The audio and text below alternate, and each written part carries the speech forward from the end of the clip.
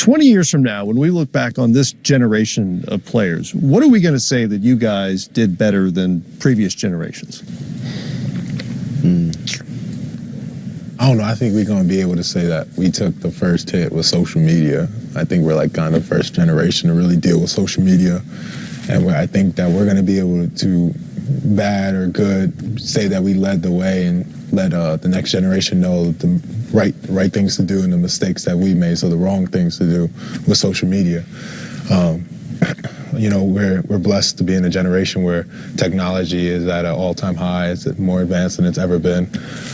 Interacting with fans is so much easier than it was for a previous generation. But, you know, I think that regardless if we like it or not, that we're going to be kind of like the test dummies for being social media, you know, for NBA players. So it's up to us to show how we do it and show how if we do it right, you know, we can lead them in the right direction. The next generation of NBA players to come in, show them how to use Twitter, Snapchat, Instagram to the fullest extent for their brands and also for their families. But, you know, if we continue to, you know, show that we could be idiotic at sometimes, you know, we could mess up the world. And this is not NBA players, just everyone in the world, you know, how we can use social media to a negative effect in society. How about basketball-wise? You guys have touched on how the game is evolving. What do you think we'll look back on and say, this was the generation that really perfected what? I'd say just how versatile our bigs are now. I don't think you've ever seen anything like it. Embiid for three, and down it goes! Just how our bigs can shoot, pass, dribble, pretty much do everything.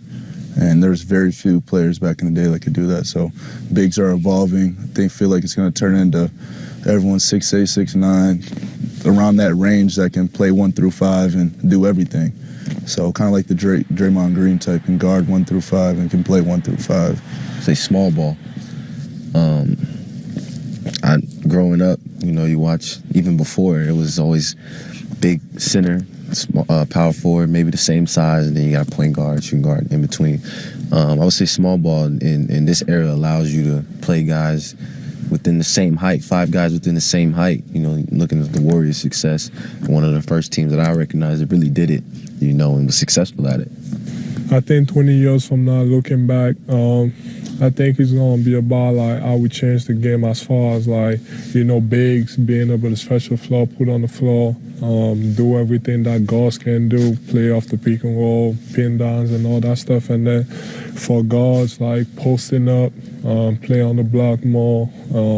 So I think 20 years from now, that's going to be it. 7-foot point guards, yeah, that sort of thing. Yeah, hopefully in the future, you know.